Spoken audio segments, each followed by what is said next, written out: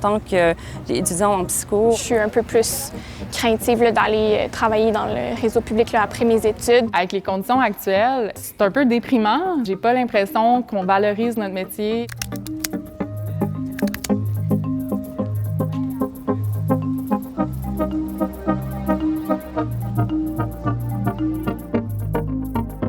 L'état du système de santé mentale au Québec fait en sorte que moi et mes collègues étudiants en psycho avons certaines appréhensions. Quand je lis sur les conditions de travail, elles sont assez minables si on compare au réseau privé. Et c'est pas une raison de pas y aller, mais on se pose des questions sur la qualité de vie. Est-ce qu'au bout de la ligne, je vais pouvoir avoir une qualité de vie intéressante dans le réseau public? J'ai pas l'impression que ça sera le cas. On veut donner notre meilleur. On peut pas faire ça là, en ce moment. Le temps d'attente pour voir un psychologue au public est entre 6 mois et 2 ans. Dès qu'on parle de quelqu'un qui est vraiment déprimé au point d'avoir des idées suicidaires, qui fait peut-être une première épisode de psychose, un médecin ou quelqu'un qui n'a pas la formation ne peut pas reconnaître cette perte-là de 6 mois, 2 ans, c'est beaucoup.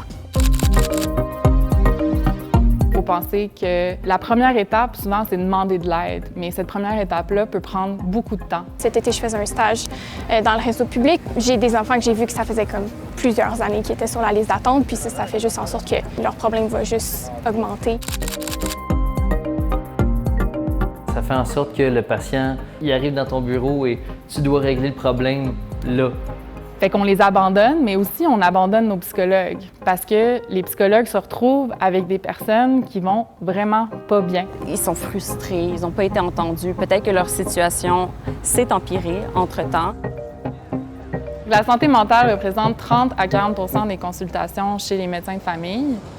On sait que les médecins de famille sont déjà débordés. Ça prouve que justement nos ressources ne sont pas allouées aux bonnes places. Si certaines personnes ont le réflexe d'aller chez le médecin d'abord, il faudrait déprogrammer ce réflexe-là. Oui, le médecin de famille peut aider, mais ils ne sont pas formés spécifiquement en santé mentale. Ça devrait être à nous, aux psychologues, de s'occuper de ça. On ne valorise pas les psychothérapeutes et les psychologues. Quelque chose que les futurs élus pourraient proposer de concret, ce serait plus de postes de psychologues au public. Le bac en psychologie, il y a tellement d'étudiants, on pourrait se permettre d'élargir à la maîtrise et au doctorat. Ça va prendre du temps, donc quelque chose qu'on pourrait faire entre-temps, d'inclure des cours secondaires, cégep, université, pour promouvoir la santé mentale. Apprendre à remettre en contexte notre santé mentale en tant que priorité.